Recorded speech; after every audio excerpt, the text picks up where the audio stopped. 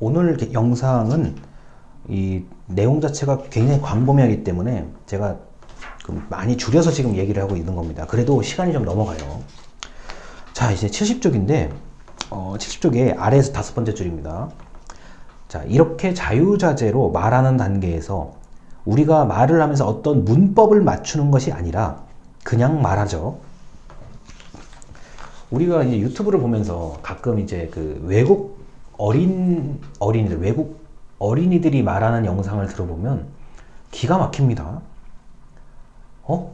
내가 영어라는 언어를 달달달 외워서 10년 이상을 공부를 했는데 영어권 나라에 4살짜리, 5살짜리 애들이 그 짧게 표현하는 걸 따라서 하기가 힘들어요. 굉장히 깔끔하게 긴 문장은 말을 못하지만 굉장히 깔끔하게 말하거든요. 그럼 뭐라고 할 말이 없으니까 그거는요. 참 신기해요. 이 인간의 언어 작용은요.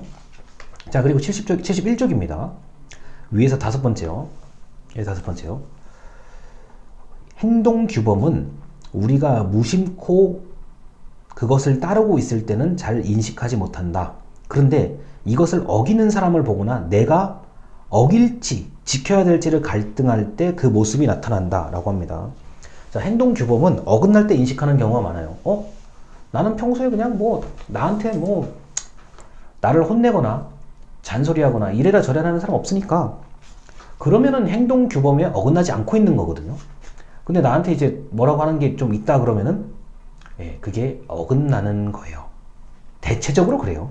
자, 근데 이거는 책에 써 있질 않아요. 그러니까 법률이나 정책이나 제도처럼 문서에 작성이 된 게 아니기 때문에 더 이제 애매한 건데 대체적으로는 이 규범에 거의 맞아떨어지게 행동을 합니다. 자, 그리고 맨 아래줄이요. 71쪽에 언어는 이미 구성원의 삶의 방식을 반영하고 있다라고 얘기하죠.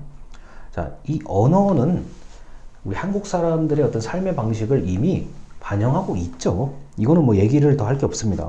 그래서 자, 지금까지의 얘기는 종교, 관습, 규범, 언어는 이 철학과 엄청나게 가까워요. 가까운 영향이 있고 특히나 정책이나 제도에 항상 영향을 주고 받습니다. 그래서 얘기를 많이 할수록 이거는 오히려 더 여러분들이 이해하기 헷갈릴 수가 있어요. 자, 그래서 이렇게 일상의 제약에 대한 말씀을 좀 드렸습니다. 자, 그리고 이제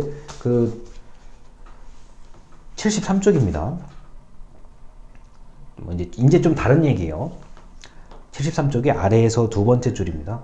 자, 상호작용을 통해 국민들은 원하는 서비스를 얻고 정치인과 관료, 공무원은 자신들이 원하는 권력과 조직의 보상을 받을 수 있다. 자, 어떻게 보면은 국민들과 이제 특정한 정치, 특정한 관료, 공무원들과의 서로 거래가 일어나고 있다는 거죠. 자, 그런데 이거는 굉장히 불분명한 얘기입니다. 제가 보기에는.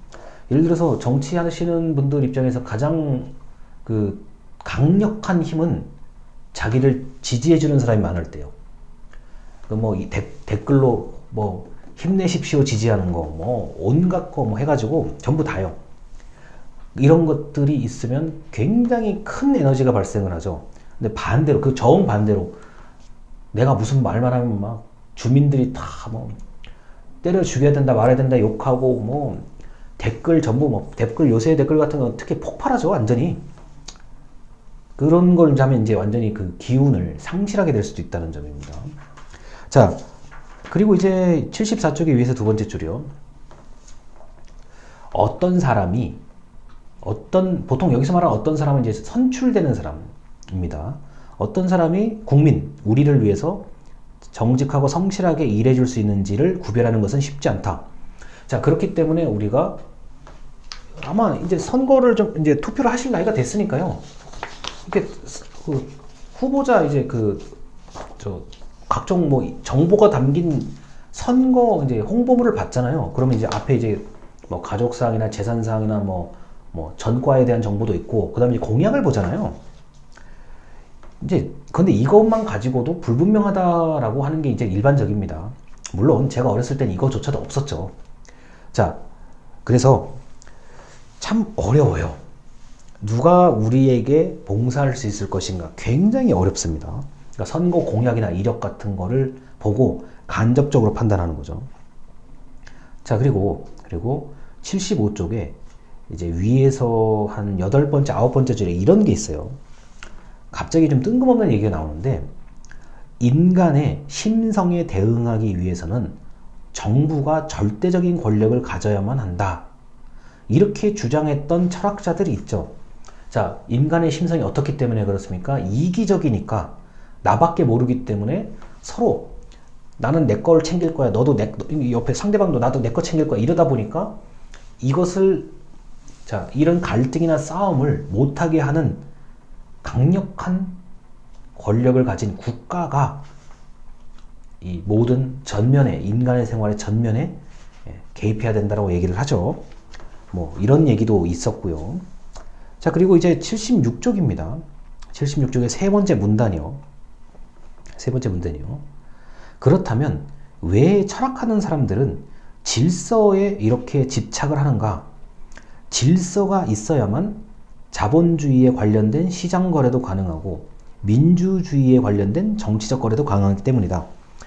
자, 이게 이 질서에 많은 이제 그 철학자들이 이제 연구라기보다는 평생을 걸고 이것만 얘기를 하죠. 여기서 말하는 질서는 윤리, 규범, 그 다음에 이제 저스티스, 정의, 이런 게 전부 질서의 개념이에요. 자, 그러다 보면은 이거 없으면 물물교환이나 되겠냐? 이 사람 죽이고 가져갈 수도 있잖아요.